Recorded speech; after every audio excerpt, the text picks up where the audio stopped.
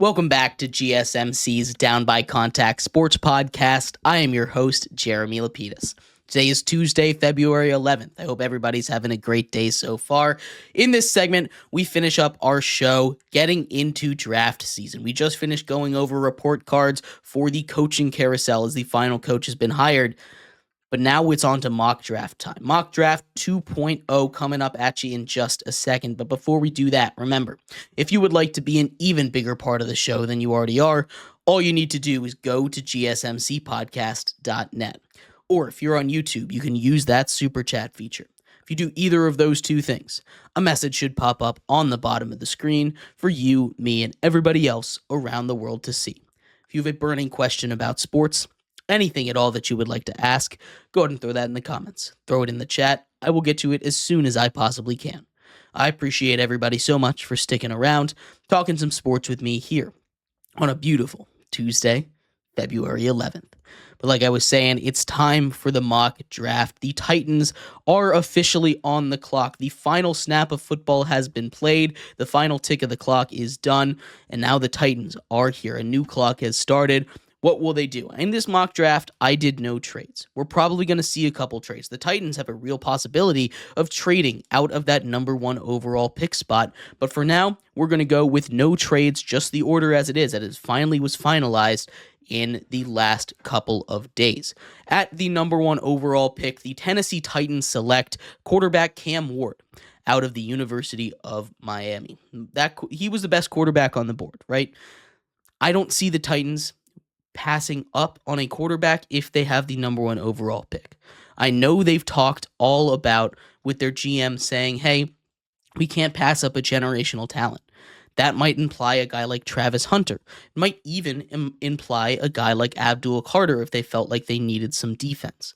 But what's not going to happen, I just don't see him passing up a quarterback like that. They've seen what happened when Will Levis is your guy, and there's not really an option outside of potentially Aaron Rodgers coming to the Titans where I can see them getting a better quarterback out in the free agency pool. So for now, we're going to give them Cam Ward at the number 1 overall pick. At number 2 overall, the Browns probably are going to trade away Myles Garrett, which means they're going to need their Myles Garrett replacement, and they get that in the edge rusher out of Penn State, Abdul Carter. Probably the most explosive defensive player in the draft this year.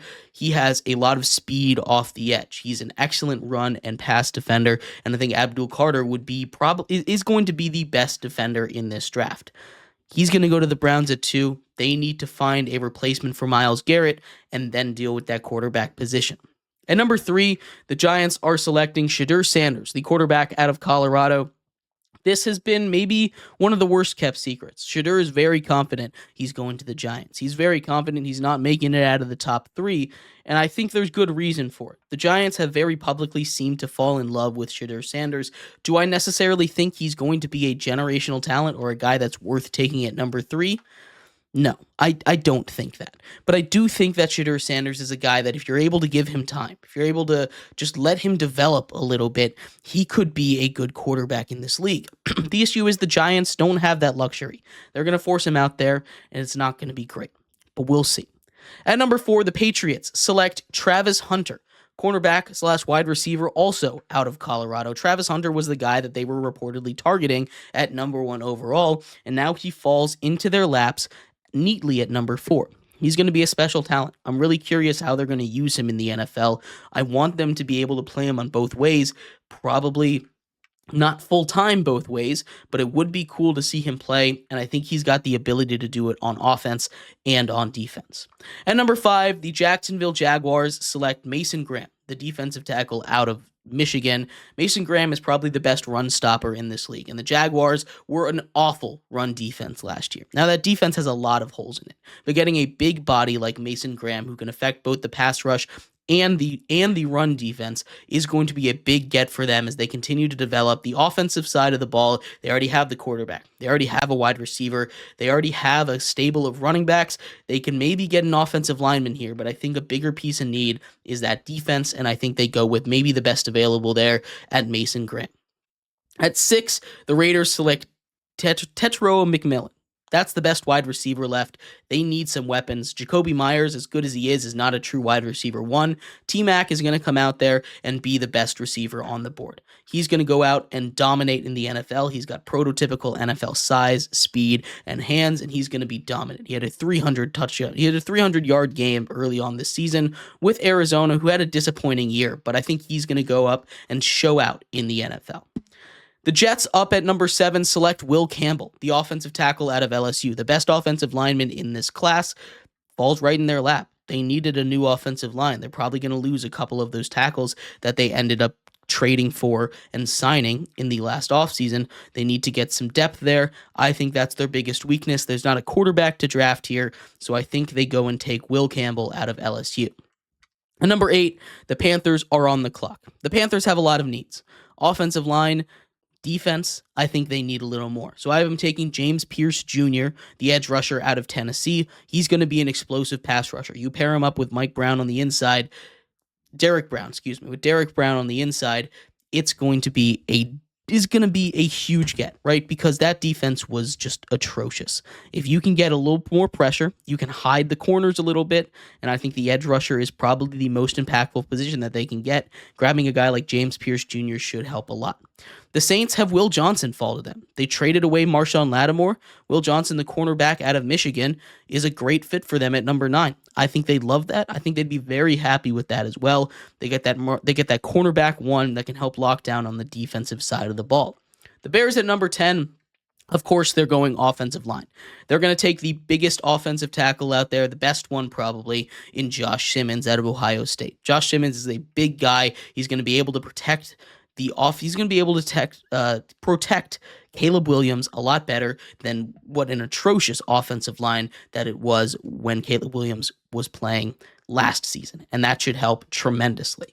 Getting out of the top 10, at number 11, the 49ers grab an edge rusher in Michael Williams out of Georgia. He's a guy that I think checks off a lot of boxes for them. They get someone on the other side of the defense from Nick Bosa, who could really use that. He's getting a lot of attention, and he hasn't been producing at as high of a rate as he was a couple years ago. Getting another edge rusher on the other side should do wonders for him. The Cowboys at number 12, with Jerry Jones as the GM, they address the biggest need offensively, and that is Ashton Jeanty. They go out and get a running back. Ashton Jeanty, the guy who came second in Heisman voting, out of Boise State, finds a new home with the Dallas Cowboys. A huge get for them. I think that's going to be awesome. I can't wait to see what happens. I have a feeling they're taking a running back here. They could take a defender, but I think overall the best pick for them here is a running back at pick 12. The Dolphins are up next, and I think they shore up that offensive line a little bit. They need to be able to protect Tua, and I think they get Kelvin Banks Jr. out of Texas. They can move him to guard. He's a big body. They can keep him at tackle, but I think he might fit better as a guard in the NFL. Is shore up that interior offensive line. They lost a couple key pieces over there last offseason, and I think that's going to be a huge get for them as they continue to try and protect and build around Tua. At pick 14, the Colts are on the clock. They select Shamar Stewart. Shamar Stewart, the defensive lineman, the defensive tackle out of Texas A&M, is a big athletic guy, and I think he's going to be a guy that I've seen start to rise on some draft boards a little bit. Shamar Stewart out of Texas A&M was part of one of the best defensive lines in the entire country. I think he fits really well here. The Colts get another pass rusher, and they desperately need to shore up that defense just a little bit. At 15, the Falcons also desperately need an edge rusher, but this is a draft where there are a whole bunch of them. They get Mike Green, the edge rusher out of Marshall. Marshall, the Sun Belt school. There's a couple guys out of Marshall this year that could be pretty good.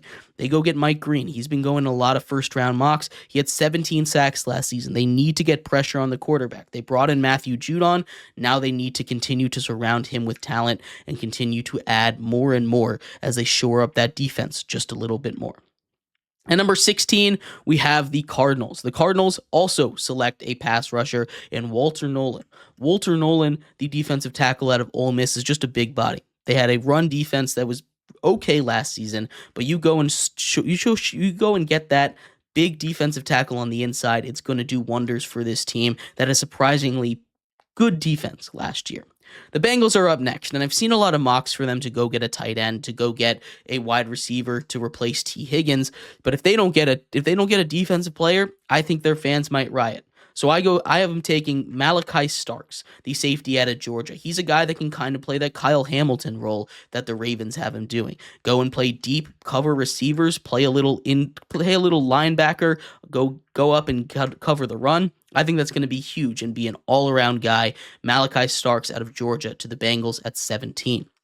At 18, I have Tyler Booker, the offensive guard of Alabama, going to the Seahawks. They just need an offensive lineman, offensive guard, interior offensive lineman, and he's probably the best one available. It's a little bit high, but you got to get your position of need, and that is by far the biggest need.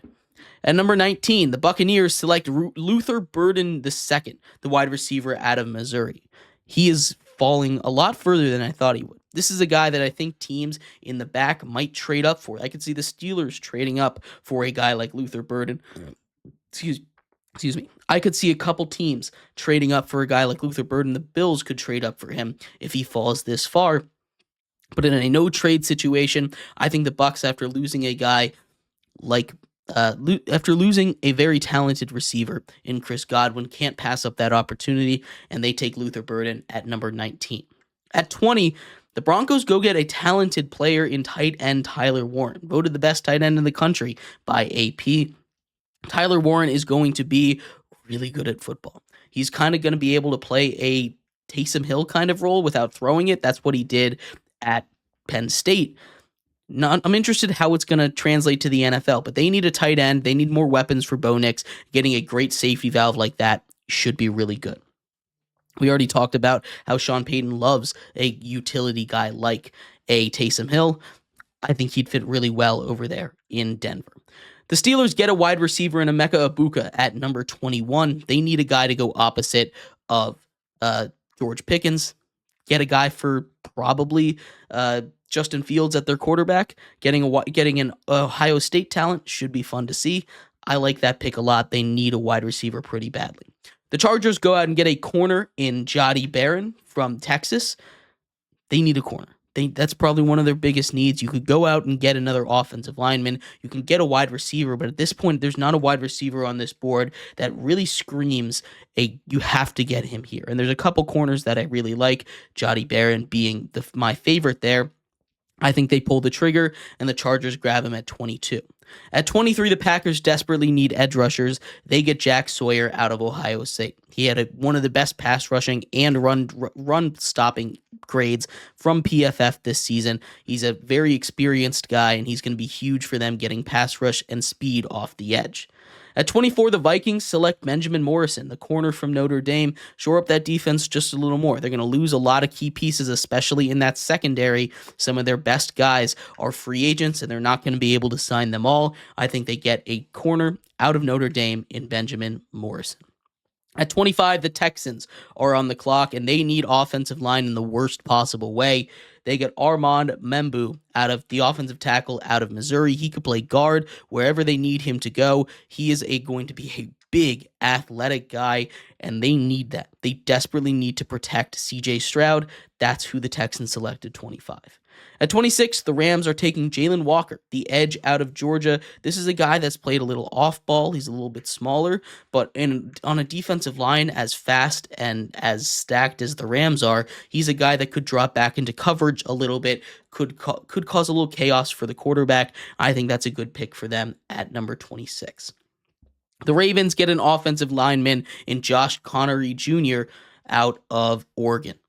They just need more offensive line. He's probably the best available out there. There's not a wide receiver that screams the name. The defense shored itself up at the end of last season, so getting some protection for Lamar should be pretty big. The Lions get another edge rusher in Nick Scorton out of Texas A&M. We talked about that Texas A&M offensive line, and at pick 28, there's not a lot of great talent left. There's not a lot of scream you need to get this talent left. There's going to be guys here late in the draft. I like Scourton a lot. He's someone that I think can add a lot coming off the edge next to Aiden Hutchinson. At number 29, the Commanders get their run stopper, defensive tackle Kenneth Grant out of Michigan. He's going to be a big body that can just plug up the middle a little bit next to Johnny Newton, who they drafted this year. That should be a scary run defense next season, and that was their biggest weakness. We saw him really come and bite them in the butt against the Eagles. Getting into pick 30, the Bills select wide receiver Matthew Golden out of Texas. They need another weapon. There's not a lot out there as far as corners go, which is something that I would have liked to get them would have liked to see in the end of that first round. But the Bills select Matthew Golden out of Texas. The Chiefs at 31 get a linebacker. I think they're going to lose Nick Bolton in the offseason. He's going to get paid somewhere else. I love Nick Bolton. If they can't get him back, go get Demetrius Knight Jr., the linebacker out of South Carolina. I think he's the best linebacker in this class. He can go out and play run defense, pass defense, and really step up when you lose a really important guy like Nick Bolton was to that defense. And to round out that first round, the Eagles select Gray Zabel out of North Dakota State. The offensive tackle, never hurts to have more of those. Lane Johnson is a guy that I'm not sure how much longer he's going to play. He's still playing great football, but he's getting up there in age. You get a couple retirements over there. I think just getting some more offensive tackle depth is going to be huge for them, and that's who I have the Eagles taking at 32. But let me know what you think of this mock draft. I'd love to hear your thoughts, and thank you everybody so much for tuning in to today's episode of GSMC's Down by Contact Sports Podcast. I have been your host, Jeremy Lapidus. We'll be back tomorrow going over everything from around the world of sports, some NBA talk as we do our Wednesday NBA Power Rankings, and much more. You all have a good one. Bye-bye.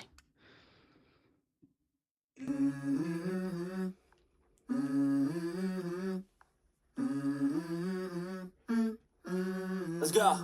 I wake up to a little bit of drool on my pillow, feel like it's gonna be a bad day. Yeah, I'm tired of shit, and the coffee ain't hit yet. Damn, ain't that great. I don't wanna go.